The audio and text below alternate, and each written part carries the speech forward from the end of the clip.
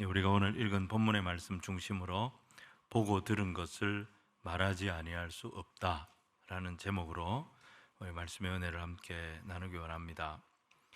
초대교회 공동체 안에서 일어난 첫 번째 기적은 날 때부터 장애를 가진 이 한 지체장애인이 일어서서 걷고 뛰게 되는 그 사건이었습니다. 이 사건은 부활하신 예수님의 능력을 경험하게 된 그런 사건이었고, 그분을 믿는 자는 그 이름의 능력을 언제 어디서나 경험하게 된다, 이것을 보여준 놀라운 사건이었습니다.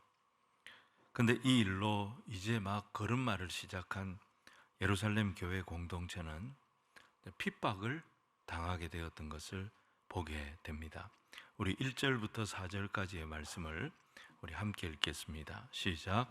사도들이 백성에게 말할 때에 제사장들과 성전 맡은 자와 사두개인들이 이르러 예수 안에 죽은 자의 부활이 있다고 백성을 가르치고 전함을 싫어하여 그들을 잡음에 날이 이미 저물었으므로 이튿날까지 가두었으나 말씀을 들은 사람 중에 믿는 자가 많으니 남자의 수가 약 5천이나 되었더라.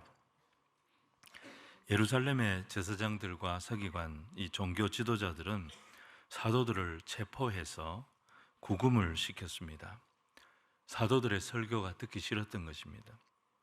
사도들이 하는 일이 마음에 들지 않았던 거죠. 사도들을 싫어한 이유는 사도들이 전하는 하나님의 아들 예수를 십자가에 못 박아 죽인 그 장본인이 바로 자신들이었기 때문입니다. 그리고 교회가 계속 부흥이 되니까 이 교회가 부흥되면 부흥이 될수록 자신들의 종교적인 영향력이 축소될 것을 우려했기 때문이었습니다. 근데 참 이 희한한 게 뭐냐면, 사도들이 그렇게 갇히고 협박을 당하고 핍박을 겪는 것과 동시에 교회 안에서는 놀라운 부흥이 일어나고 있었던 것입니다. 믿는 자들이 계속 많아지고 있습니다. 남자만 5천 명이 예수님을 믿게 되었다, 그렇게 말씀하고 있습니다. 자, 고난과 부흥이 같이 일어나는 거예요. 고난이 일어나면 부흥이 죽어야 되는데 고난과 부흥이 지금 같이 일어나고 있습니다. 우리는 이렇게 생각합니다. 고난의 때가 있고 형통의 때가 있다. 그래서 고난과 형통은 따로따로 온다고 생각을 하는데 실제로는 그렇지가 않은 거죠. 이 두 가지는 같이 오는 경우가 더 많습니다. 섞여서 오는 경우가 훨씬 많습니다. 자, 이 고난과 형통, 이 두 문제 앞에서 성도는 어떤 태도를 취해야 되는가? 이게 오늘 첫 번째예요. 두 번째는 뭐냐면, 특별히 고난 앞에서 교회는 과연 어떤 공동체여야 하는가? 고난에 대응하는 교회의 정체성, 이것을 우리가 함께 나누려고 합니다. 그래서 오늘 첫 번째는, 교회 공동체는 고난과 형통을 승화시키는 공동체다라는 것입니다. 여러분, 우리가 알죠? 예수님을 믿는다고 고난이 사라지는 거 아니다, 이거 우리가 알지요? 믿는 자에게도 고난이 옵니다. 불신자에게 더 큰 형통이 있는 것처럼 보일 때도 많습니다. 그러니까 인생에는요, 다 고난이 있어요. 또 이 고난과 형통은 따로따로 오는 것이 아니라 잘 살펴보면 섞여서 오는 경우가 훨씬 많다 그랬습니다. 자, 여러분 보십시오. 고린도후서 12장 7절로 10절에 보면 사도 바울의 간증이 나옵니다. 육체의 가시 때문에 너무너무 힘들어서 하나님 앞에 떼를 씁니다. 그때 사도 바울이 경험했던 은혜를 간증으로 풀어놓은 말씀이 나옵니다. 육체의 가시, 뭔지 모르지만 이 질병을 없애달라고 바울은 그렇게 하나님 앞에 간구했습니다. 그런데 하나님은 그가 원하는 방식으로 그의 기도를 들어주시지 않았어요. 그리고 말씀을 주셨습니다. 그게 고린도후서 12장 9절인데 이렇게 돼 있어요. 나에게 이르시되, 사도 바울에게 말씀하시기를, 내 은혜가, 우리 예수님의 은혜가 바울에게 족하다. 내 은혜가 너에게 족하다. 이는 내 능력은 약한 데서 온전하여지기 때문이다. 이 말씀을 바울이 받은 거예요. 그때부터 사도 바울의 태도가 바뀝니다. 사도 바울의 생각이 바뀝니다. 그때부터 자신의 약함, 부끄러운 거지 않습니까? 능욕당하고 궁핍당하고 박해와 권고, 이런 거 억울한 거지 않습니까?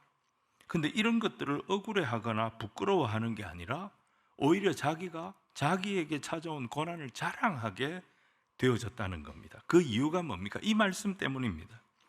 내가 약할수록, 내가 연약할수록 예수 그리스도의 능력은 내게 더 오래 머물게 된다는 것입니다. 여러분, 이걸 알았을 때 사도 바울의 신앙의 태도가 바뀌어버린 거예요. 여러분, 어떻게 약한데 강할 수가 있습니까? 비참한데 그걸 자랑할 수가 있습니까? 약할 때에 그리스도께서 나와 더 함께 하시고, 내가 비참할 때에 주님이 나를 붙잡고 있다는 사실을 더 깊이 깨닫기 때문에 나는 이것을 오히려 자랑한다. 이게 신앙의 신비고 신앙의 역설인 것입니다. 내가 약하고 부실한 것이 도리어 하늘의 은혜를 끌고 오는 통로가 될 수 있다는 것입니다. 그래서 바울은 오히려 기쁜 마음으로 자신의 약함을 자랑하게 되어졌다, 그렇게 간증을 합니다. 우리 인생은 녹록지 않습니다. 항상 우리 인생에는 가시라는 게 있습니다. 그 가시가 주는 1차적인 역할은 고통, 아픔, 괴로움, 눈물, 이런 겁니다. 근데 그게 다가 아닙니다. 그 가시에 2차적 역할이 있습니다. 그 가시 때문에 생기는 능력이 있습니다. 그 가시 때문에 생기는 권세가 있습니다. 내가 겪고 있는 이 고난 중에도 나의 하나님은 일하고 계시고 나의 하나님은 나와 함께 하신다. 여러분, 이것을 사도 바울이 들었던 말씀처럼 저와 여러분도 기억하게 되기를 원합니다. 그래서 문제가 해결이 돼야만 내가 뭔가를 할 수 있다고 생각하면 우리는 아무것도 못하는 인생이 됩니다. 내가 강해지고 내가 여유가 생기고 그래야만 내가 뭔가를 할 수 있다, 그렇지 않습니다. 형통해야만 일이 되는 게 아닙니다. 우리 인생에 만나는 상황이라고 하는 것은 꼭 이 날씨와 비슷합니다. 날씨라는 게 보세요, 한 주간에도 좋았다 나빴다 좋았다 나빴다, 이게 반복이 되지 않습니까? 좋을 때는 다 좋습니다. 잘 넘어가지요. 근데 나쁠 때는 우울해집니다. 나쁠 때는 낙심이 됩니다. 하지만 그 우울의 때에 어떻게 해야 되느냐? 그때에도 오히려 내가 약할 그때에, 내가 우울할 그때에 하나님의 은혜는 더 오랫동안 나와 함께한다. 하나님이 나와 함께 하고 계신다. 이 말씀을 기억하시기를 바랍니다.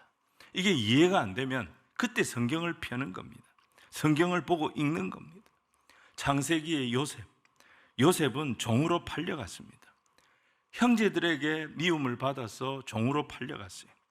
근데 종살이 하던 집에서 억울한 누명을 쓰고 감옥에 들어가게 됩니다. 고난의 연속이지 않습니까? 인생 계속 내리막 인생이지 않습니까? 하나도 제대로 되는 게 없지 않습니까? 형제들에게 미움받았습니다. 믿었던 주인에게 억울하게 누명 쓰고 쫓겨나서 감옥에 갔습니다. 뭐가 복받은 인생이고 뭐가 감사할 인생입니까? 근데 요셉을 보시면 종살이를 하면서도 최선을 다합니다. 주인을 정성을 다해 섬깁니다. 누명을 쓰고 옥살이를 하는데도 최선을 다해서 자기 주변에 있는 죄수들을 도와줍니다. 요셉이 어떻게 이렇게 낙심하지 않고 든든히 설 수 있었던 걸까요? 창세기 39장에 그 열쇠가 있어요. 창세기 39장 2절을 보시면 여호와께서 요셉과 함께 하심으로 그가 형통한 자가 되어 그랬습니다.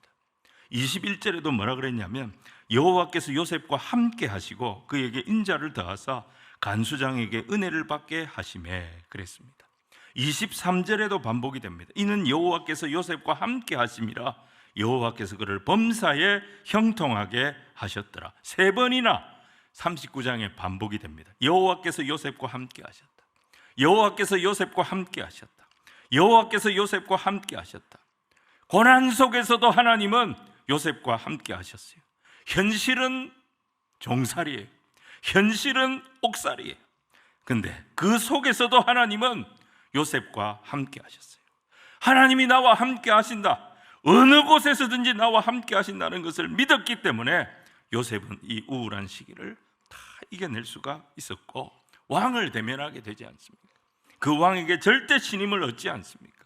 그리고 총리까지 올라가지 않습니까? 7년 흉년이라는 국가재난을 만났어요. 그런데 이 국가재난의 때에 요셉이 한 국가를 살려내는 인물이 되지 않습니까? 자기 민족을 초청해서 다 구원해내는 축복의 통로가 되었지 않습니까? 힘이 들수록, 낙심이 될수록, 내 인생이 이해가 안 되면, 납득이 안 되면 성경을 펴서 하나님의 말씀을 읽으면서 이 문제를 하나님과 함께 풀어가는 것입니다. 에스더를 보십시오. 아말렉 족속 아각 작손 하만이 나타나서 페르시아 제국의 권세를 등에 업고 이스라엘 백성들 진멸시키려고 그렇게 했습니다. 위기가 온 거 아닙니까? 죽음의 위기예요. 이게 고난 아닙니까? 근데 하나님은 그 고난 속에서도 이스라엘과 함께 하셨어요. 유다 백성들과 함께 하셨어요. 나중에 어떻게 됩니까? 역전이 일어납니다. 하만과 그의 추종자들 다 죽임당했고 유다인들, 죽을 수밖에 없었던 유다인들은 그 대적에게서 벗어나 생명의 보호를 얻게 됩니다. 유다인들이 이걸 기념해서 부림절을 지키잖아요. 부림이라고 하는 말이 푸르라고 하는 히브리어의 복수형이에요. 푸르가 뭐냐면은 제비를 뽑다 이런 뜻이거든요. 하만과 하만의 추종자들이 제비를 뽑아서 이스라엘 백성들을 다 죽이는 날을 정했습니다. 근데 그날에 이스라엘 백성들은 노임을 받고 오히려 하만과 하만의 추종자들이 죽임을 당했던 것입니다. 슬픔이 변하여 기쁨이 되게 하시고 애통이 변하여 길한 날이 되게 하시는 하나님을 찬송했던 날이 부림절이었던 것이죠. 힘들고 어려울수록 이런 하나님의 말씀을 계속 묵상할 수 있는 저와 여러분이 되어야 될 줄로 믿습니다. 고통 중에도 뜻이 있고 고난 중에도 길이 있다. 고통 중에도 뜻이 있고 고난 중에도 길이 있다. 고통 중에도 뜻이 있고 고난 중에도 길이 있다. 제가 이 말이 너무 좋아가지고 혹시 누가 이 말을 했는가 싶어서 인터넷 챗GPT 다 물어봤어요. 근데 비슷한 말은 해도 딱 요 워딩은 아무도 한 사람이 없어요. 그래서 어제부터 이건 내 말이다 그렇게 내가 정했습니다. 고통 중에도 뜻이 있고 고난 중에도 길이 있다. 이 시각으로 고난을 이기고 나가는 주의 백성들이 다 되시기를 주님 이름으로 축원을 드립니다. 그 다음에는 형통이에요. 인생이 화창한 봄날처럼 형통해 보일 때가 있습니다. 그럴 때도 우리는 뭘 봐야 되느냐? 교만하면 안 되고 성경을 봐야 됩니다. 자, 시편 30편 6절과 7절 우리 같이 한번 읽겠습니다. 시작. 내가 형통할 때에 말하기를 영원히 흔들리지 아니하리라 하였도다.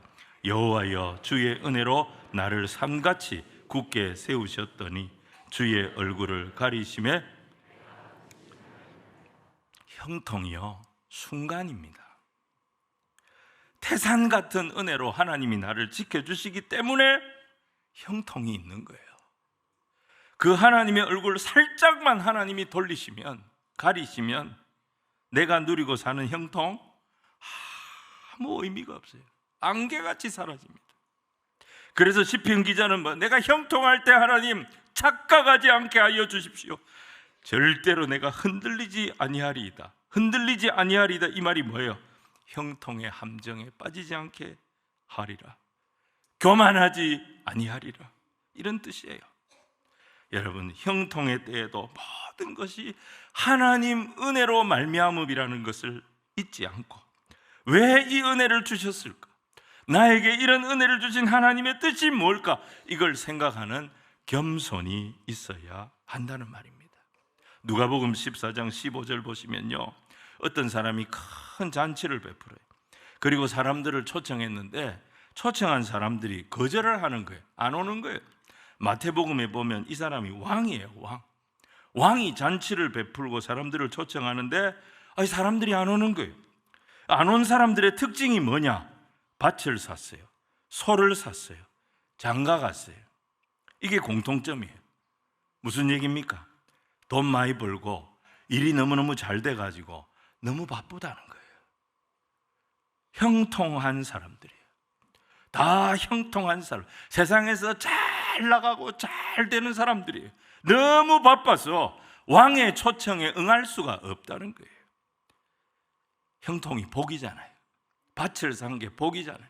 소를 산 게 복이잖아요. 장가 가는 게 복이잖아요. 근데 이 형통이 이들의 눈을 멀게 만든 거예요. 분노한 왕이 뭐라고 말합니까? 거리나 골목을 다니면서 가난한 자, 몸 불편한 자, 맹인들로 이 자리를 채워라. 그리고 빈자리가 생기니까 뭐라고 말합니까? 강권하여 데려다가 내 집을 채우라. 이렇게 말합니다. 이게 무슨 뜻입니까? 세상 형통 자랑하면서 교만 떨던 사람들 바빴어요. 요즘 내가 정신이 없어요. 결국 이런 사람들의 자리를 누가 차지하게 되느냐? 가난한 자들, 소외된 자들, 병든 자들, 억지로 끌려온 자들이 이 사람들의 자리를 대신하게 된다는 거예요. 역전이 일어나는 거예요. 그래서 형통의 때에는 성경이 뭐라 그랬어요? 영원히 흔들리지 않게 하옵소서. 이 시편 기자의 기도가, 이 겸손한 기도가, 겸손을 깨우는 기도가 저와 여러분의 기도가 되어야 될 줄로 믿습니다. 또 한 가지 우리가 기억할 것은 고난 총량 불변의 법칙이라는 말이 있어요. 고난 총량 불변의 법칙. 발음하기도 어렵네요. 이게 이제 무슨 말이냐면 사람들이 지어낸 말이겠죠. 보니까 고난은 사람마다 다 똑같이 있더라 이 말입니다. 누구나 고난이 비슷비슷하더라는 거예요. 젊어서 잘 나가던 사람 나이 들어서 어려워질 수 있어요. 젊어서 고생 많이 했던 사람 나중에 오히려 평탄할 수도 있다는 거예요. 그래서 고난이라고 하는 것은 지금 피했다고 사라지는 것이 아니더라는 것입니다. 그렇다면 고난이 그런 거라면 피하려고 하지 말고 내가 겪는 고난, 내가 겪을 고난의 수위를 좀 높여보자, 수준을 좀 높여보자는 거예요. 그게 뭐냐? 하나님의 영광과 연결되는 고난을 좀 선택해보자는 것입니다. 하나님의 영광과 연결되는 고난이 뭐겠습니까? 예수님 때문에 겪는 고난, 복음 때문에 겪는 희생, 이런 것을 말합니다. 오늘 본문의 사도들이 이 길을 간 거죠. 여러분 오늘 4장 다음 장 5장 41절에 보시면 이런 말씀이 있습니다. 사도들은 그 이름을 위하여 능욕받는 일에 합당한 자로, 예수의 이름을 위하여 예수 이름 때문에 능욕받는 일에 합당한 자, 부름받았다는 것을 기뻐하면서 공회 앞을 떠났다는 거예요. 여러분, 고난의 수준이 달랐던 거죠. 내가 잘못해서 당하는 고난 같으면 부끄러운 고난이에요. 그런데 내가 잘못한 게 아니라 예수 이름 때문에 당하는 고난, 예수님은 나를 위해 생명까지 내어주셨는데 그 주님 때문에 내가 조금 희생하고 그 주님 때문에 내가 조금 고난을 당한다. 이 고난이 자랑스럽지 아니한가? 예수님 앞에 자랑스럽지 아니한가? 이 생각이 드니까 고난에 대한 두려움이 사라지고 기쁨이 생겼다는 거예요. 이게 바로 뭐예요? 나는 죽고 그리스도로 사는 신앙이 되는 것입니다. 세상에서 제일 어려운 것이 내 자아를 깨트리는 거예요. 살면서 내 자존심 내려놓고 내 이익을 그리스도 앞에 깨트린다? 쉽지 않습니다. 근데 우리가 이거 할 수 있다면 우리는 더 큰 인생을 살 수 있습니다. 더 깊고 넓은 인생을 살게 될 겁니다. 성도 여러분, 우리 인생에는 항상 두통이 있습니다. 머리 아픈 두통이 아니라 고통, 형통, 이 두 통이 있는 것입니다. 고통이 있고 형통이 있습니다. 이 두 통이 항상 같이 찾아옵니다. 그때마다 성경을 읽으시기 바랍니다. 고난을 이겨낸 믿음의 선조들을 보십시오. 형통을 감당해낸 신앙의 선배들을 보시면서 말씀에서 교훈을 얻기를 바랍니다. 기왕에 겪는 고난이라면 예수님 때문에 고난당하는 삶을 선택하십시오. 그러면 하나님의 영광을 맛보는 삶으로 내 인생이 내 한계를 넘어 더 깊어지고 더 넓어지는 역사가 일어나게 될 줄로 믿습니다. 오늘 두 번째로 교회 공동체는 어떤 상황에서도 보고 들은 것을 말하는 공동체라는 것입니다. 교회를 영적인 공동체라고 부릅니다. 교회가 영적인 공동체라는 말은 교회는 세상에서 볼 수 없는 것을 보는 곳입니다. 교회는 세상에서 들을 수 없는 것을 듣는 공동체라는 겁니다. 여러분, 예수님이 가신 십자가의 길은 이 세상에 없는 길입니다. 어떻게 창조주가 피조물을 구원하겠다고 스스로 피조물이 되어서 피조물을 위해서 자기를 희생합니까? 이런 스토리는 성경 외에는 없는 거예요. 교회는 이런 예수님의 제자가 되겠다고 모인 공동체입니다. 그렇기 때문에 교회의 셈법은 세상의 셈법과 달라야 합니다. 교회가 추구하는 가치는 세상의 가치와 달라야 합니다. 교회에서 쓰는 방법은 세상에서 쓰는 방법하고는 달라야 하는 것입니다. 이 특별한 것을 세상은 세상에서 찾을 수가 없어요. 교회 와서 봐야 하고 교회 와서 들어야 합니다. 어제 이곳에서 우리 10대들의 둥지 더 브릿지 집회가 있었습니다. 이 자리에서 있었습니다. 어제 오후에 있었습니다. 집회가 다 끝나가 하는데 세상에 4시부터 7시까지 하더라고요. 이 3시간 동안 청소년들이 기도하고 말씀 듣고 찬송 부르고 이걸 간증하고 계속 하는데 이 찬양팀이 마지막에 다 끝나고 마지막 찬양을 부르는데 제가 모르는 찬양을 부르더라고요. 여러분, 제가 그래도 교회를 60년 가까이 다녔습니다. 그러고 저도 이 청년 대학 시절에 경배와 찬양 바람이 불어가지고 온 전국의 경배 찬양 집회는 다 쫓아다니고, 그렇게 제가 뭐 찬양이란 찬양, 교회에서 성도들이 부르는 찬양은 찬송가 비롯해서 복음송까지 웬만한 거는 다 아는 제가 그런 사람입니다. 그런데 어저께 마지막 찬양을 부르는데 모르는 찬양이더라고요. 이 찬양 하겠습니다 하니까 막 애들이 앞으로 다 나와요. 전부 다 나와가지고 이 앞에서 막 환호를 지르면서 찬송을 부르는데 저는 모르는 찬양이니까 저 끝에 가가지고 박수 치고 이렇게 있었습니다. 제목이 친구야라는 찬송이었어요. 가사가 이랬어요. 집에 와서 제가 계속 수백만 명이 봤더라고요. 이거를. 친구야, 우리 함께 걸어 나가자. 때론 힘겨워 넘어질지라도 우린 다시 일으킬 그 빛이 있으니. 친구야, 우리 서로 더 사랑하자. 조금 미련해 보일지 몰라도 우린 먼저 보이신 사랑이 있으니. 너와 나 함께 연합해 가장 아름다운 선을 만들자. 그의 부르심 따라. 너와 나 함께 연합해 가장 아름다운 선을 만들자. 그의 부르심 따라.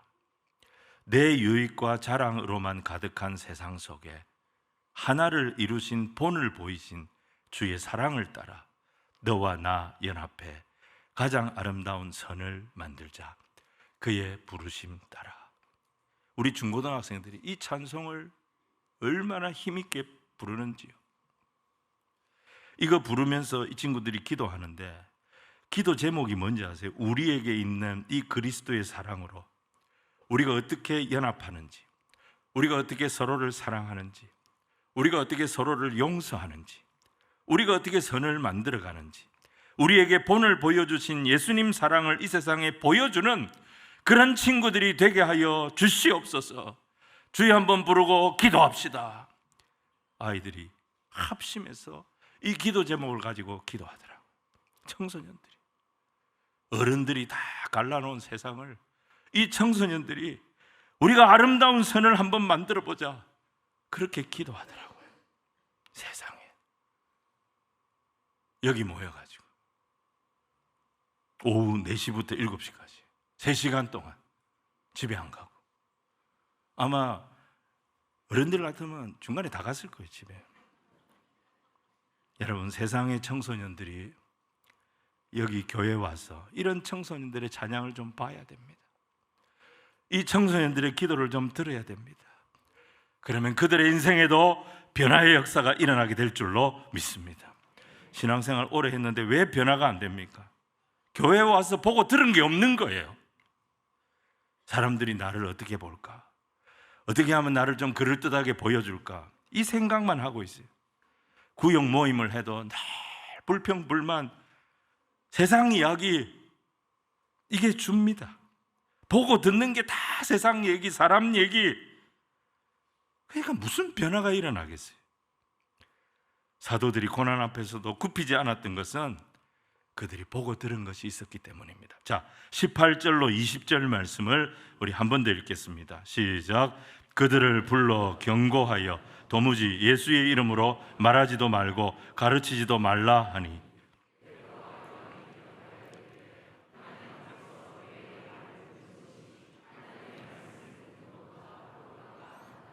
우리는 보고 들은 것을 말하지 아니할 수 없다 하니. 여러분, 5절 이후에 대제사장의 문중이 전부 다 모였다 그랬어요. 이 상황을 심각하게 본 거예요. 여러분, 이 모인 사람들이 어떤 사람들이냐? 예수님을 십자가에 못 박아 죽인 사람들이에요. 이 사람들이, 이 권력자들이 다 모인 거예요. 이 사람들이 가진 권력이라면, 이 사람들이 가진 지략이라면 얼마든지 사도들 다 죽여버릴 수 있습니다. 그런 사람들입니다. 여러분, 마귀는 절대 예수님에 대하여 직접 도전을 못합니다. 그래서 마귀가 쓰는 야비한 방법이 뭐냐면 사람을 통해서 분란을 일으키는 거예요.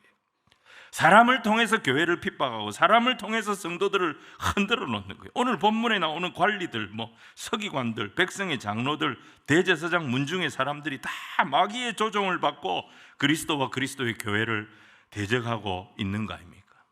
이들이 사도들에게 질문을 했습니다. 그게 7절이에요. 사도들을 가운데 세워두고 묻되 너희가 무슨 권세와 누구의 이름으로 이 일을 행하였느냐? 이 얼마나 천박한 질문입니까? 이게 무슨 말입니까? 여기 내 구역인데 내 구역에서 너희들이 누구 허락받고 까부른 거야? 여러분, 옛날에 구두 닦이들이 이런 말을 했습니다. 지금 유대의 소위 종교 지도자라는 사람들이, 유대의 최고 지식인이라는 사람들이 영역 다툼, 밥그릇 싸움, 지금 그거 하고 있는 거예요. 이 세상에는 두 가지 권세가 있습니다. 하나는 하늘의 권세고 또 하나는 땅의 권세입니다. 마귀는 땅의 권세 가지고 사람들 조정해요. 땅의 권세를 가지고 여기는 내 영역이야, 내 허락을 받아야 돼, 영역 싸움을 부추깁니다. 근데 우리 성도들도 거기 눈이 어두워가지고 땅의 권세 붙잡고 그거 안 뺏기겠다고 서로 치고받고 싸우고, 그 어리석은 짓입니다. 우리는 세상하고 다릅니다. 하늘의 권세가 내 권세고 예수 이름의 권세가 내 권세입니다. 예수님과 교회가 하나 되는 예배의 권세, 하늘의 하나님을 내 삶의 자리로 얼마든지 초대할 수 있는 기도의 권세, 땅끝까지 이 하늘 복음 증거할 수 있는 전도의 권세, 선교의 권세, 이 하늘의 권세를 하나님 우리에게 맡기셨습니다. 이 권세는 땅의 권세를 능히 깨고 남는 그런 권세입니다. 이게 사도행전 아닙니까? 제자들이 뭐가 있었어요? 아무것도 없는 사람들이었어요. 그런데 이들의 인생에 하늘 권세가 부어지니까, 예수님이 함께 하시니까, 성령으로 충만했을 때 어느 누구도 이 사람들을 감당치 못했습니다. 자, 우리 9절로 12절을 읽어보겠습니다. 9절로 12절 시작. 만일 병자에게 행한 착한 일에 대하여 이 사람이 어떻게 구원을 받았느냐 오늘 우리에게 질문한다면, 너희와 모든 이스라엘 백성들은 알라. 너희가 십자가에 못 박고 하나님이 죽은 자 가운데서 살리신 나사렛 예수 그리스도의 이름으로 이 사람이 건강하게 되어 너희 앞에 섰느니라. 이 예수는 너희 건축자들의 버린 돌로서 집 모퉁이의 머릿돌이 되었느니라. 12절. 다른 이로서는 구원을 받을 수 없나니 천하 사람 중에 구원을 받을 만한 다른 이름을 우리에게 주신 일이 없음이라 하였더라. 얼마나 담대합니까? 이 선포를 들은 사람들의 반응이 어땠어요? 13절에 보니까 그들이 베드로와 요한이 담대하게 말함을 보고 그들을 본래 학문 없는 범인으로 알았다가 이상히 여겼다 그랬어요. 베드로와 요한이 담대히 말했대요. 옛날 성경에는 기탄 없이 말했다 그랬어요. 이 사람들이 어떻게 이렇게 담대해진 걸까요? 이 사람들이 왜 이렇게 똑똑해진 걸까요? 보고 들었기 때문에, 하늘의 권세를 보았고 하늘의 복음을 들었기 때문입니다. 여러분, 교회는 어떤 공동체냐? 보고 듣는 공동체예요. 보고 들은 것을 보여주고 들려주는 공동체예요. 하나님의 영광을 보여주고 하나님의 능력을 보여주고 하나님의 신비를 보여주고 하나님의 거룩을 보여주는 공동체가 되어야 합니다. 예배 시간에 우리는 하나님의 영광을 보아야 합니다. 찬양 가운데 하나님의 은혜를 보아야 합니다. 말씀 가운데 하나님의 사랑을 보고 가슴을 적시는 결단이 일어나야 하는 거예요. 심지어는 광고 가운데도 하나님의 뜻을 볼 수 있어야 합니다. 하나님을 보고 하나님을 듣고 하나님의 마음을 품고 돌아가야 하는 것입니다. 오늘 본문의 사도들 본래 뭐라 그랬습니까? 학문 없는 무지랭이 갈릴리 어부들이었어요.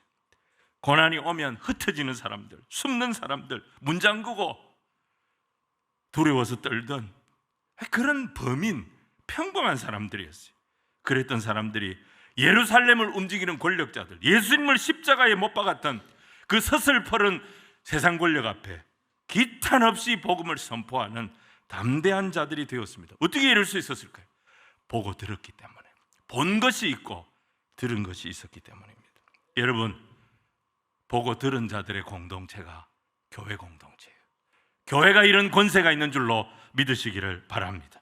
세상이 아무리 거칠고 험해도, 인생이 아무리 힘들고 어려워도 지체 장애인도 일으키신 예수 이름의 능력, 그 능력을 믿는 믿음으로 우리는 살아가는 것입니다. 우리의 삶에 하나님의 영광이 부어지기를 주님 이름으로 축원을 드립니다. 말씀 정리합니다. 11절 12절 베드로 설교의 핵심은 그리스도였습니다. 예수님이었습니다. 예수님은 건축자들의 버린 돌처럼, 건축자들이 필요 없다고 버린 돌처럼 사람들에 의해서 십자가에 달려 죽임당하셨다. 하지만 하나님은 이 죽임당하신 예수님을 살리셔서 집 모퉁이의 머릿돌이 되게 하셨다. 천하 만민이 이 예수 이름을 들어야 한다. 이 예수 이름으로 구원을 얻도록 하셨다. 이게 복음입니다. 여러분, 세상 모든 사람들 이 복음을 들어야 합니다. 세상 모든 인생들 이 예수님을 만나야 합니다. 이 일을 위하여 우리를 부르셨습니다. 오늘도 저는 기도하는 것이 하나입니다. 예배에 참여한 모든 분들, 생명의 근원이 되시고 능력의 근원이 되신 이 예수님을 보고 듣게 하여 주시옵소서. 이게 우리의 기도가 돼야 됩니다. 보고 듣는 데서 담대함이 나옵니다. 아무리 세상이 어둡고 위기라 할지라도 교회에서 하나님의 영광을 볼 수 있고 교회에서 생명수 되시는 주님의 말씀을 들을 수 있다면 아무리 무너진 인생도 다 살아나는 역사가 일어나게 될 줄로 믿습니다. 오늘도 예배 가운데 빛 되신 주, 생명 되신 주, 우리의 유일한 구원자 되신 예수님, 그 예수님을 바라봅시다. 장대에 높이 달린 노뱀처럼 우리를 살리시려고 십자가에 달리신 그 예수님을 바라봅시다. 우리 주님께서 부어주시는 구원의 소리를 들어봅시다. 반드시 살아납니다. 반드시 치유되고 일어날 것입니다. 그게 사도행전이에요. 그게 교회예요. 이 은혜와 능력을 보고 듣고 누리는 모든 성도님들 다 되시기를 주님 이름으로 축원을 드립니다.